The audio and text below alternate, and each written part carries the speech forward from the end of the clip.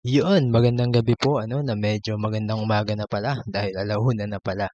Anyway, tayo po ay muling nagbabalik para muling mag-review ng mga laro ng mga chess player na mas magaling kaysa sa atin. Mas madami tayong matututunan dito.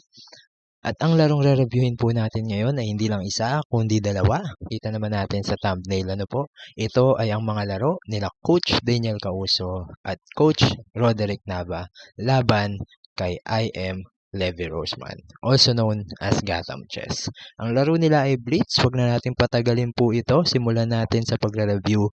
Unang laro na titignan natin, laban ni International Master Roderick Nava versus International Master Levi Roseman. Nagsimula ang laro nila sa E4, E6, Knight C3, B6. Nilagyan agad ng mistake ng computer. Pero sa totoo lang, sa opening, sa mga ganitong klase ng laro, hindi naman natin may consider talaga agad yan na mali. Lalo na hindi naman ito long game, no? Pero ituloy natin. F4, eto, nilagyan ulit ng mistake ng computer.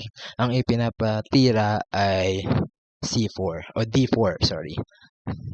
Ang layunin ng D4 ay para bigyan ng daan ang development ng bishop. Dito kasi sa F4, hindi na nga siya nagkaroon ng daan, ay naharangan pa siya.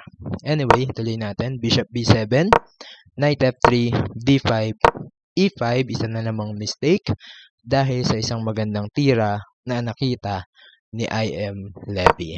D4, sinipa lang ang kabayo, bumalik yan sa E2, Bishop takes F3, G takes F3, at Queen H4 check, no? Dito, nakita naman natin, ang tanging paraan para harangan ng check ay ang mag-Knight to G3. Ginawa na yon ni Coach Nava, at dahil sa pag-Knight G3 na wala ng suporta o dumidepensa dito sa F4, at kinain na yon ng Queen. Mapapansin natin dito, kanina pa lang umpisa, no? Tinatakan na ng mistake yung F4 at ngayon nga ay naging weak pawn ang pawn na yon. Tuloy natin. Nag Queen E2, dinipensahan lang ang pawn. Knight C6, dinagdagan ng pressure. Nag D3 lang, syempre kinain na yan. Queen takes E5, Knight E4, F5, F4, Queen A5 check, blunder pa daw sabi ng computer. Bishop D2, Bishop B4, C3, Bishop E7, Knight G5, Bishop takes G5, great move, Queen E6 check, Knight GE7, great move na naman, Bishop G2. Dito nakakapagtaka, no? Bakit hindi na lang kinain itong Bishop? Pero anyway, tuloy natin.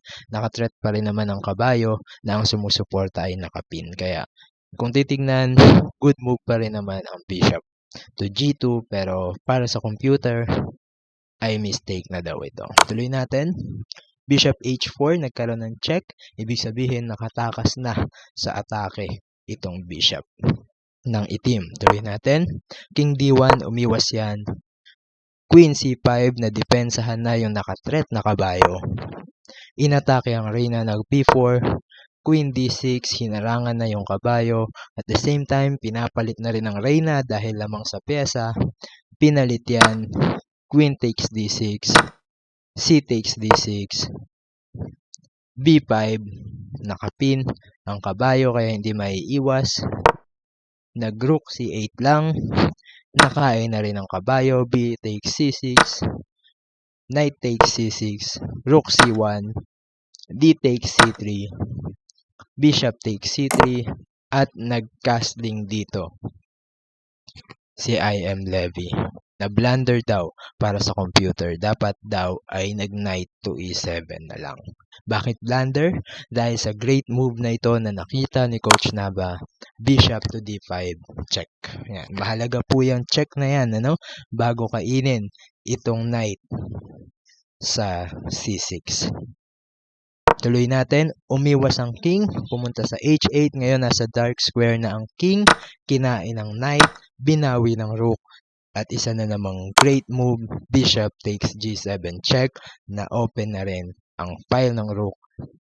Habang naka-check, libre na rin ang rook ng itim.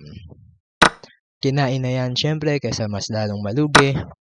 Rook takes c6, bishop e7, rook c7, king f6, rook e1, rook f7, rook takes a7, d5 at ang huling tira, rook to b7. Nag-resign na dito si Gotham Chess. Bakit nag-resign? Dahil sobrang laki na po ng kalamangan ng puti, sobrang hirap na nitong laruin.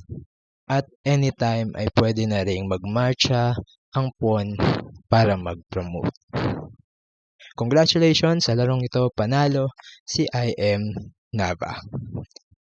Tuloy na natin, tignan naman natin ngayon ang naging laro ni Gotham Chess kontra kay FM Daniel Causo. Puti din dito si Coach Daniel at ang itinira niya ay e4 din. Sinagot ng d5, e takes d5, f6, c3, knight takes d5, bishop c4, c6, queen f3, bishop f6. Kung mapapansin natin dito, no, syempre mga titled player yan, kabisado na nila yung mga ganyang klase ng opening. Kaya dire-diretso lang ang tirahan nila dito.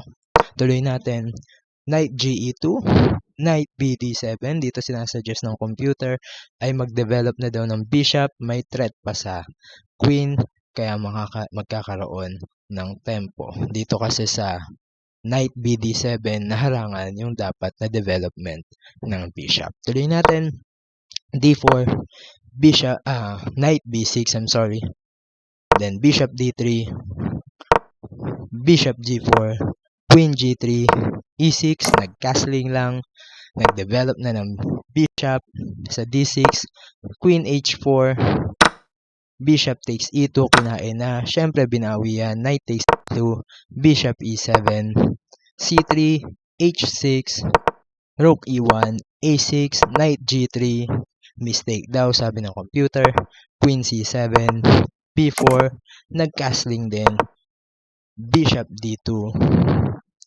blunder. Blunder dahil meron tiradang g5, no? Halos makulong na ang reyna dito. Kung mapapansin po natin, halos wala ng square ang reyna. Actually, wala na talaga. Kaya nag-queen h3 na lang yan. Rook dg8. Dito nagkamali si Gotham. Sinasuggest ng computer dapat tinuluyan na daw ng tulak ang pawn dito sa g4. Pero hindi yun nakita. Nag-knight e4, knight bd5, knight c5, h5, queen f3, g4, queen e2, bishop d6, at isang magandang sacrifice, bishop takes a6. Kilala naman natin itong maglaro si Coach Daniel, no? Pag may maisasakripisyo, talagang isasakripisyo niya.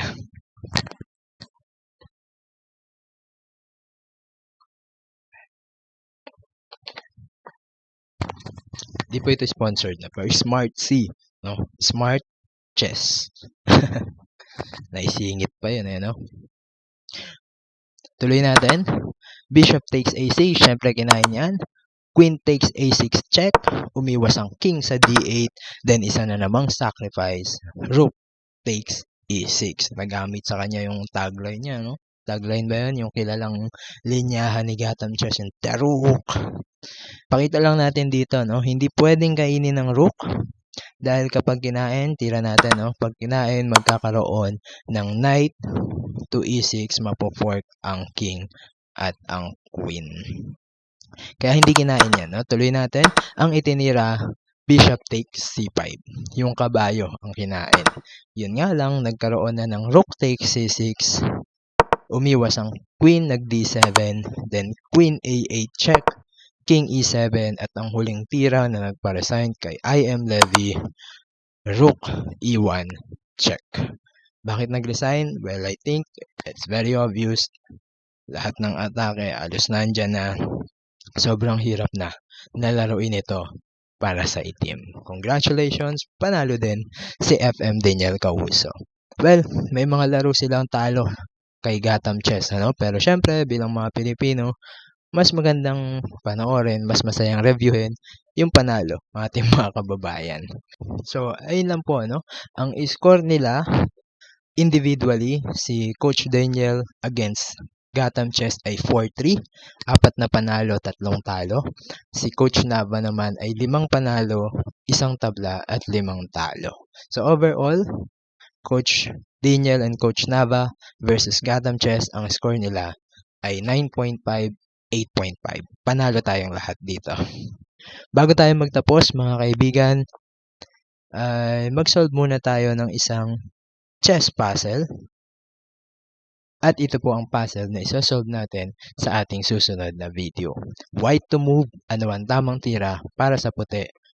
Comment nyo na lang po sa comment section below. Tingnan natin sa susunod na video kung sino ang mga makakakuha ng tamang sagot. Yun lang po, and God bless us all po.